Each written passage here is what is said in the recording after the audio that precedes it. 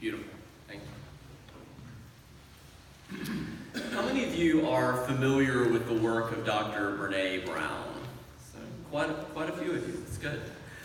She's a research professor at the University of Houston who has spent almost 2 decades studying courage. That sounds good, right? But also vulnerability, shame, and empathy. If you're looking for a quick introduction, Google her TED Talks. They're both quite good and worth revisiting. Over the past few years, she's written 3 previous best-selling books. The Gifts of Imperfection. Some of you have heard me say, you are already saved from perfection, right? So since we know that's the case, what are the gifts of imperfection? For her, it comes down, if you had to distill it to one core mantra, it's be you, all of you, and accept where the gifts of that might be. Her second book was Daring Greatly. If you had to distill that down, for her, daring greatly means be all in. Whatever you're going to spend your limited, finite time and energy doing, be all in. Don't hold back. Her third book, Rising Strong, it goes back to that gift of imperfection thing. We're all going to fall at some point. We're all going to stumble. So you're going to fall, she says, so get back up and try again. And that's what Daring Greatly, Rising Strong is about. Her latest book is Braving the Wilderness, the quest for true belonging and the courage to stand alone. She actually has a 5th book scheduled for publication next month, but I haven't read that yet, so we'll save that for the future. For now, I'd like us to spend a few minutes reflecting on this idea of what is true belonging and what does it look like to have the courage to stand alone? How do we cultivate that? I had no way of knowing, of course, when I scheduled myself to preach about this topic many months ago, that it would be so relevant to current events. We are living in the midst of a case study in the courage to stand alone in the person of Dr. Christine Blasey Ford, who's bravely offered to share her story about why a Supreme Court nominee should not be confirmed. This moment is also a prime time to revisit Anita Hill's 1998 book that at least some of you have read called Speaking Truth to Power. An updated blurb for that book reads, 26 years before the Me Too movement, Anita Hill sparked a national conversation about sexual harassment in the workplace. Now, regardless of what happens in the case of Judge Kavanaugh, this story is yet one more reminder of this culture of toxic masculinity that clearly both he and so many of us have grown up in and that we are all called to be a part of dismantling. And Dr. Brown's work around courage, vulnerability, shame, and empathy is one of many potential paths toward a better, healthier, more equitable future for all of us. So let me tell you a little bit about what that looks like. As a way into Brown's perspective around belonging, I want to start with a common experience that many people say after attending a Unitarian Universalist congregation or after reading our UU principles that are printed on the back of your order of service, after reading them for the first time. We often hear people say, I've always been a UU, but I didn't know it. Others, that's not true of everyone's experience, of course. It's quite common. We hear it frequently, but other people, some people grew up UU. Other people find that either Unitarian Universalism generally or that a specific UU congregation specifically, including this one, is right for them at certain times in their lives and at certain points along their journey and not at other points. That was actually true for me. I attended a UU congregation in Greenville, South Carolina a few times during college. I attended our congregation in Fort Worth, Texas a few times during seminary, but for a confluence of reasons during those seasons of my life, neither of those congregations felt like where I belonged at the time. This one now does.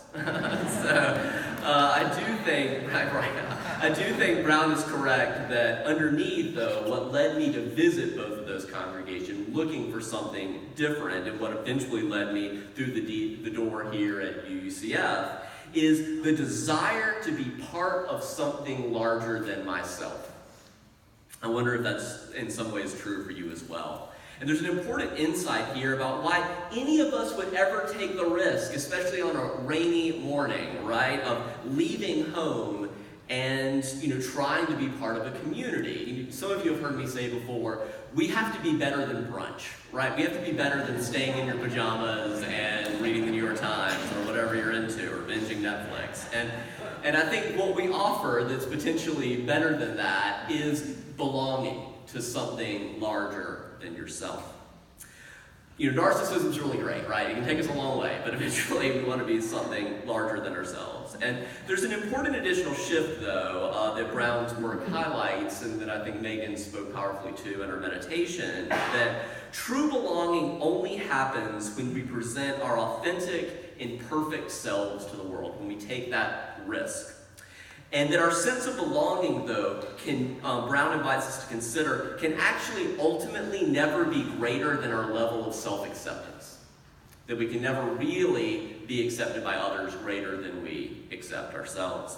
Those are challenging words, but what I appreciate most about this perspective is that it turns the focus away from what we actually have a fairly little control over, that is what other people say and do, and turns the focus toward what we have at least a little bit more control over, our own self-acceptance.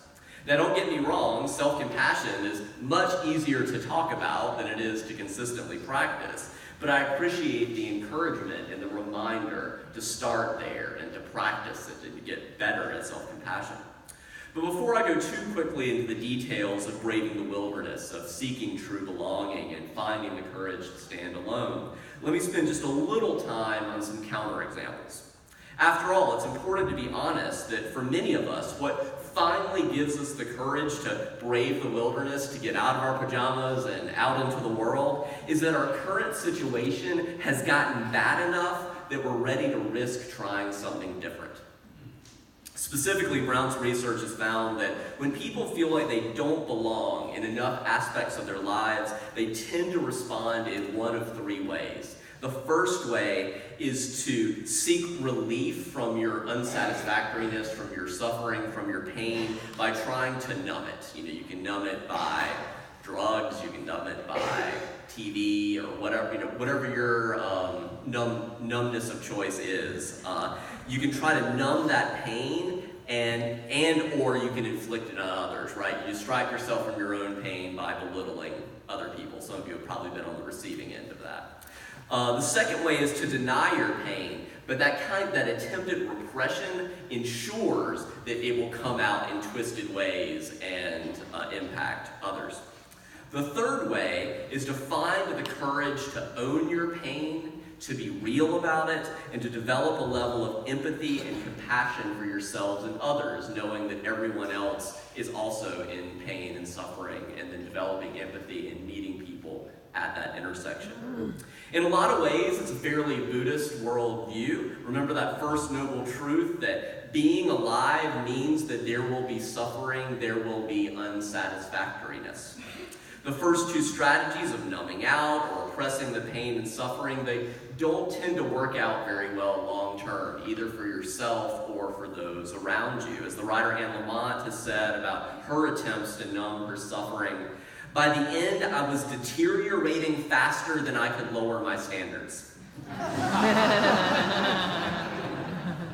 At such points, when you're nearing bottom, whatever that looks like for you, it's more important than ever to practice self-compassion and to seek a community larger than yourself in which other people are also seeking to bring their authentic, imperfect selves.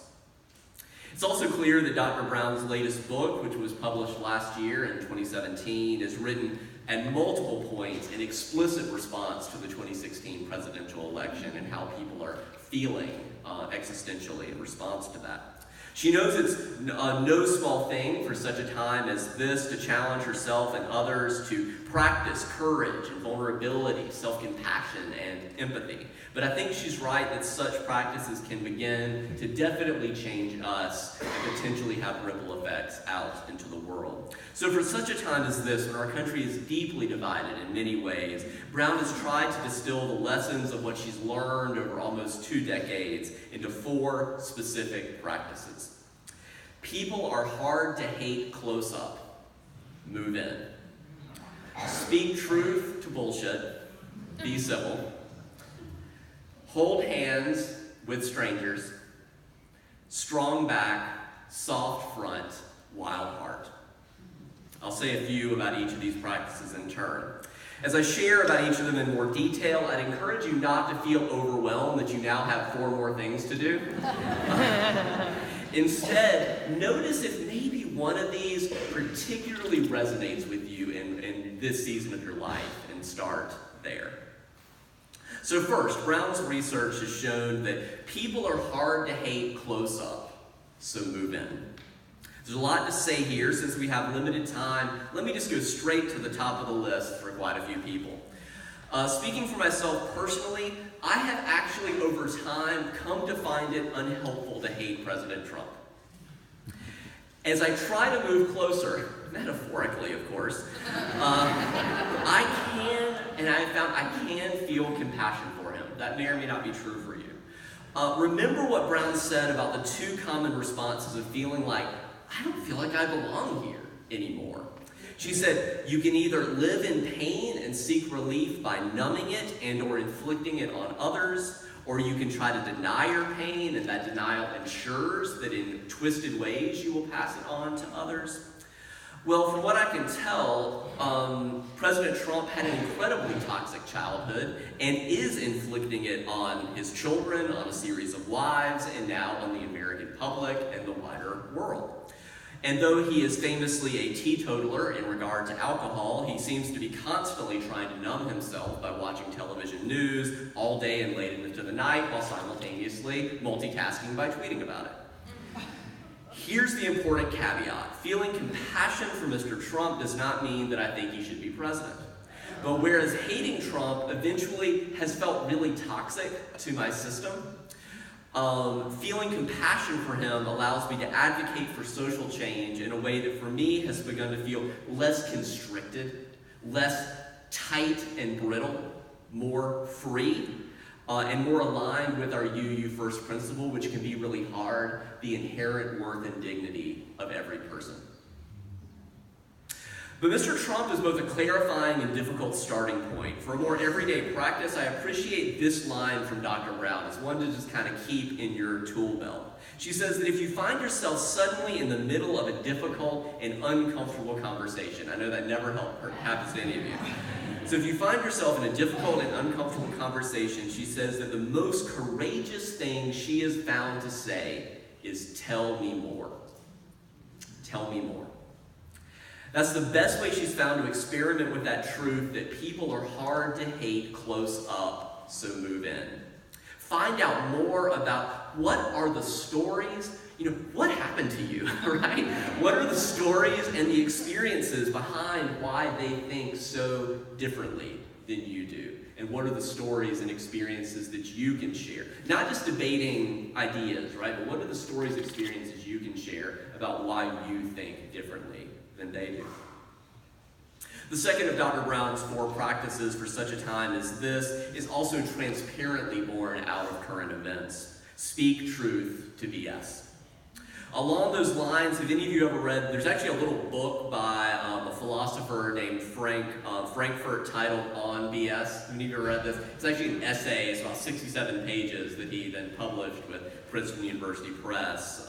And it makes a really important distinction between merely lying and spinning a web of BS. It's a great book. I highly recommend it. I had to read it as an undergraduate philosophy major. But relatedly, some of you may be familiar with Alberto Brandolini's BS asymmetry principle, or what's known sometimes as Brandolini's law. And it is that the amount of energy needed to refute BS is an order of magnitude bigger than the energy it takes to produce it. And while that is true, Dr. Brown's research maintains the wisdom of not just responding to BS with more BS, but actually speaking truth to it civilly. Adding yet more BS into the fray will never build the world we dream about.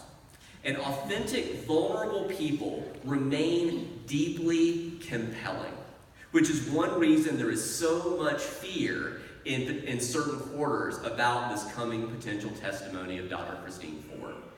That even in a world with rampant fake news, Authentic, vulnerable people sharing the truth of their experience remains deeply compelling. Brown's third practice is hold hands with strangers. I know, and some of you have shared with me about that, that deeply terrifies you, and I understand that. But the heart of this practice is our UU7th principle of the interdependent web of all existence. In a time when it can be easy to feel broken, fractured, and disconnected, our approach to ourselves, to other people in the world can be transformed if we shift from our starting point being that brokenness, that disconnection, that isolation. So instead of starting from that, it can be radically different to shift to a starting point of interdependence, of connection. The good news is that even when we feel alone, the deeper truth really is that we are always already connected and impacting one another. In Dr. King's words, we are caught in an inescapable network of mutuality. Even when we feel alone, we are tied in a single garment of destiny, because whatever affects one directly affects all of us indirectly. He said, I can never be what I ought to be until you are what you ought to be. And you can never be what you ought to be until I am what I ought to be. Finally, Brown's fourth practice is strong back, soft front, wild heart. This mantra is inspired by the Buddhist teacher Joan Halifax, who writes that all too often our so-called strength comes from fear instead of love. Instead of having a strong back, many of us have a defended front, shielding a weak spine. In other words, we move through the world and we're brittle. We're defensive. We're trying to conceal our lack of confidence. If we strengthen our backs, metaphorically speaking, and develop a spine that's flexible but sturdy, then we can risk having a front that's more soft and open. How can we give and accept care with a strong back, soft front compassion, moving past fear into a place of genuine tenderness? Some of you may know that Cornel West line, that justice is what love looks like in public, and tenderness is what love looks like in private. Halifax concludes, I believe it comes about when we can be fully transparent, seeing the world clearly and letting the world see us, all of us, for who we really are in all our imperfection. That final piece of the mantra of wild heart is about what can happen when we shift from fear to love. Surprising transformations can happen if we open ourselves to the fullness of what is possible and what's really happening in ourselves and others around us in each present moment. So for such a time as this in our world and in this season of your life, I invite you to consider if one or more of Brown's statements, her four practices, particularly resonate with you. As I said a little bit about last week, what we practice, it doesn't make us perfect, but what we do practice, it tends to become permanent. So what do you want to practice? What do you want to sort of inculcate? Get that groove a little more well-honed in your life. That people are hard to hate close up, so move in. That tell me more thing. Speak truth to BS. Be civil. Share the reality of your truth and experience. Hold hands with strangers. Or strong back, soft front, wild heart. The promise of these and other related practices is to help us experience a deeper sense of true belonging than that we might then be ready to act with courage whenever the wilderness presents itself. And the wilderness does always present itself. For now, I'll leave you with one final quote from Dr. Brené Brown. She writes, stop moving through the world looking for confirmation that you don't belong, because you'll find it. You've made it your mission to find it. Stop scouring people's faces for evidence that you're not enough. You'll find it because you've made that your goal. That's what you're practicing, right? She says, true belonging and self-worth are not goods, and we don't negotiate their value with the world. The truth about who we are, it lives in our wild heart. And our call is to courage to protect our wild heart against constant evaluation of our worth, especially by ourselves. No one belongs here more than you. Another way of phrasing this insight is the question, are you identifying in or are you identifying out? Whether here at UCF or other communities, in relationships at home, relationships at work, or elsewhere, do you tend to look for all the ways that you're different and that you don't belong, or all the ways that you're the same and do belong? Both tendencies have value and are important to honor, but at least for this morning, I invite you to consider the wisdom that Dr. Brown invites us to consider, that our call to courage is to protect our wild heart against constant evaluation, especially by ourselves. No one belongs here more than you. That also means no one belongs here less than you, right? But the core question remains, what might change for you? What might change for your relationship with others, with yourself, with the world, if you started from a core belief, wherever you are? Remember that wherever you are, wherever you go, there you are, right? What might happen wherever you find yourself if you started from the core belief? No one belongs here more than me. In that spirit, let's rise, embody your spirit. Let's sing together hymn 1015.